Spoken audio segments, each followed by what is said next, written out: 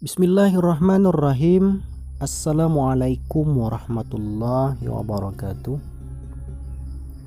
Kisah kali ini adalah datang dari seorang sahabat yang bernama Urwah.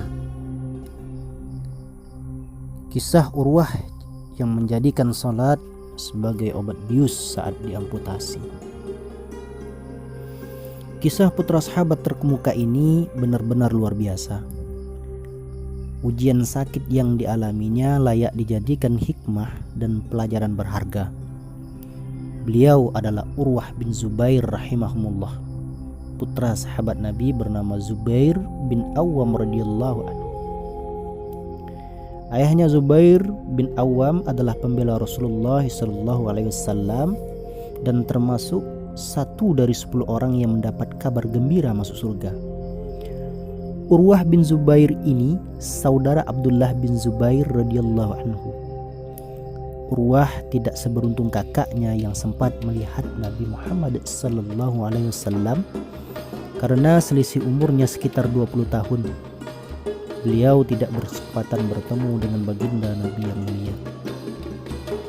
Yang paling membanggakan, Allah Ta'ala menakdirkan beliau lahir dari rahim seorang sahabiah bernama yakni Asma binti Abu Bakar As-Siddiq radhiyallahu anhu yang digelari Zatun Mutakin.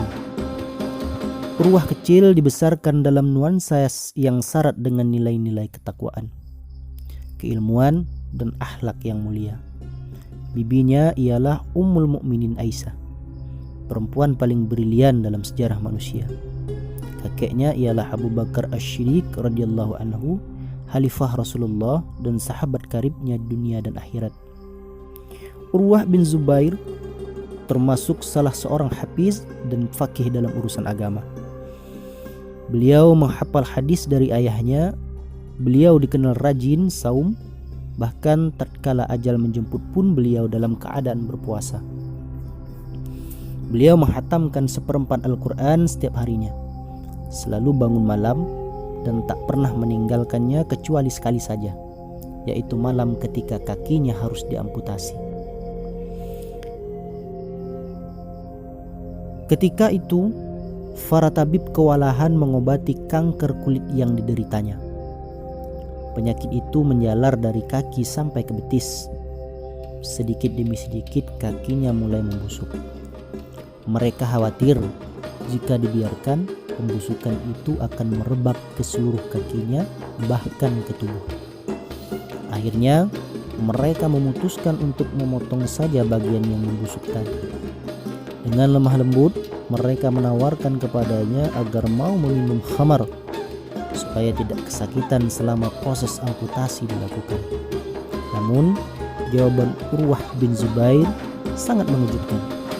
Urwah berkata, "Tak pantas rasanya bila aku menenggak barang haram sambil mengharap kesembuhan dari Allah. Kalau begitu, kami akan memberimu obat bius." Demikian saran para tabib. "Aku tak ingin salah satu anggota badanku diambil tanpa terasa sakit sedikit pun.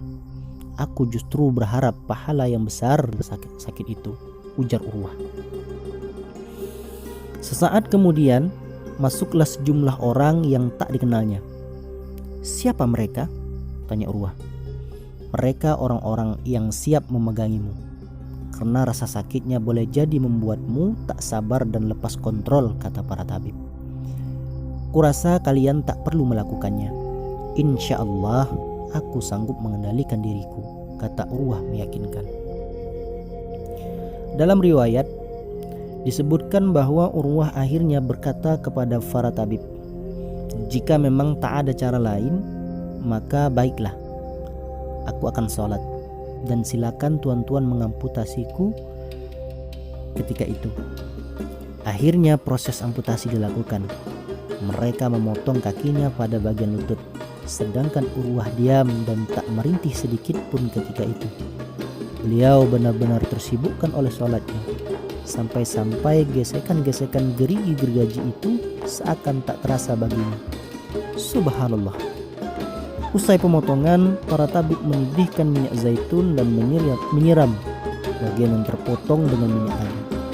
Sontak Urwah pun jatuh tak sadarkan diri. Setelah siuman, ia berkata lirih sambil menyitir firman Allah sebagai berikut yang artinya, sungguh kita benar-benar merasa letih karena perjalanan ini. Al-Quran Surah Al-Kahfi. Namun cobaannya tak berhenti sampai di situ. Diriwayatkan bahwa pada malam kakinya diamputasi itu, salah seorang anak kesayangannya bernama Muhammad jatuh terpeleset dari atap rumah dan wafat seketika. Para tetangga dan handai taulan pun berdatangan memberikan takziah kepadanya. Namun orang alim ini justru memanjatkan ujian kepada Allah. Segala puji bagimu ya Allah, mereka adalah 7 bersaudara yang satu di antaranya telah engkau ambil. Namun engkau masih menyisakan 6 bagiku. Sebelumnya aku juga memiliki 4 anggota badan, lalu engkau ambil 1 daripadanya, dan engkau sisakan yang 3 bagiku. Meski engkau telah mengambilnya, namun engkau jualah pemberinya. Dan meski engkau telah mengujiku, namun engkau jualah yang selama ini memberiku kesehatan. Qadarullah, Urwah wafat pada tahun 93 Hijriah dalam usianya yang ke-70 tahun dalam keadaan sedang berpuasa. Hisham bin Urwah mengatakan, dahulu ayahku berpuasa terus-menerus, banyak berpuasa, dan meninggal dalam keadaan berpuasa. Ketika ajal menjelang, dia sedang berpuasa. Lalu keluarganya memintanya agar berbuka saja, namun dia menolak. Sungguh dia telah menolak, karena dia berharap kalau kelak dia bisa berbuka dengan seteguk air dari sungai Kautsar di dalam bejana emas dan di tangan bidadari. Alangkah tabahnya Urwah bin Zubair ini. Demikianlah kisah sahabat Urwah yang ketabahannya tidak bisa kita ragukan. Mudah-mudahan beliau, kita dan orang muslim lainnya mendapat syafaat di yaumil akhir kelak. Billahi taufik wal hidayah. Wassalamualaikum warahmatullahi taala wabarakatuh.